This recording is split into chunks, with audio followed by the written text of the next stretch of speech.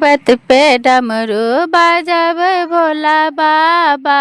पर्वत पे डमरू बजावे भोला बाबा। बजावे भोला बाबा। बजावे भोला बाबा। बजावे भोला बाबा। बजावे भोला बाबा। पर्वत पे डमरू बजावे भोला बाबा। पर्वत पे डमरू बजावे भोला बाबा।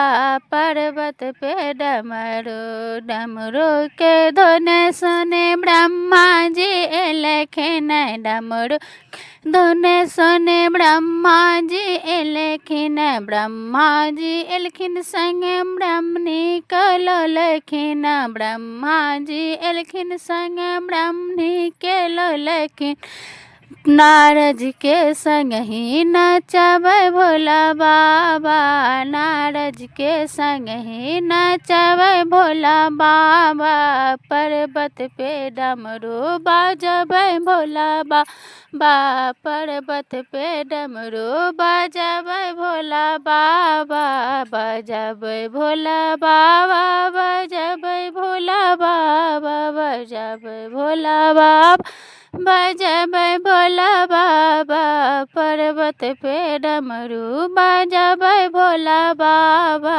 डमरू के धुन सुनी राम जी एलखिन। डमरू के धुन सुनी राम जी एलखिन।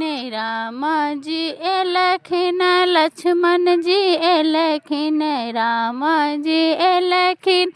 लक्ष्मण जी एलखिन। सीता मैया के नचावे भोला बाबा। सीता मैया के नचावे भोला बाबा। पर्वत पे डमरू बजावे भोला बाबा। पर्वत पे डमरू बजावे भोला बाबा। बजावे भोला बाबा। बजावे भोला बाबा। बजावे भोला बाबा। बजावे भोला बाबा।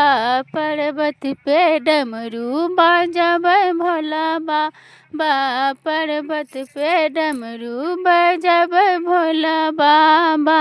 डमरू के धुन सुनी कृष्ण एलखिन। डमरू के धुन सुनी कृष्ण जी एलखिन। कृष्ण जी एलखिन संग बलराम के ललखिन।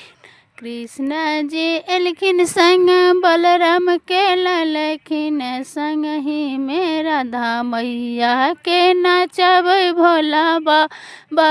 संग ही में राधा मैया के नचावे भोला बाबा। पर्वत पे डमरू बजावे भोला बाबा।